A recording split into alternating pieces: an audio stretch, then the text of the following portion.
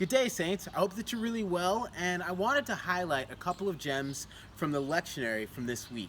If you've been following the lectionary, you know that we're in the book of Leviticus. Now, Leviticus gets a really bad rep because a lot of people think it's full of a bunch of useless laws and random stuff, and if you're reading the Bible, just kind of skim through Leviticus, we couldn't be more wrong.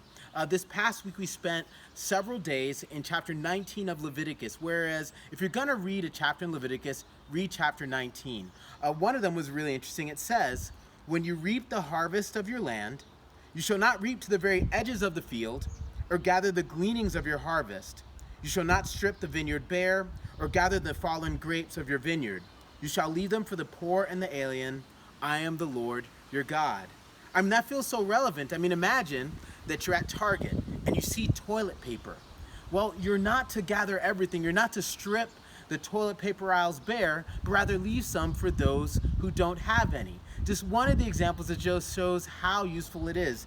This chapter also goes into how we are to treat strangers. It goes into tattoos. It goes into what to do with mediums and wizards. But ultimately, it goes into how you live well in community. So check out chapter 19 of Leviticus. It's amazing. That's the first thing. And then the next thing is today we have a commemoration, and it's of the Martyrs of Sudan.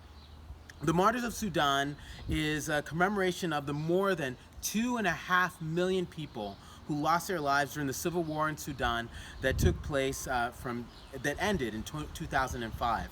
And you know, it's such a horrific example of how cruel we can be to each other as human beings, but it's also an amazing example of the power of the human spirit. Now, about 2 million of these Sudanese people are either in diaspora or dispersed or displaced, and yet so many of these churches and mosques and communities have really come together and done amazing things. And so as you're praying today, I hope that you will pray for the martyrs of Sudan. I hope that you will pray for Sudanese communities in our neighborhoods as well, and that you'll pray for anyone who's being persecuted for their faith. That's all to say that this lectionary we have gives us a chance to see our scripture in different ways and to remember those who have led and really offered an amazing Christian witness. And so I hope you'll keep on following along, and I look forward to seeing you all tomorrow.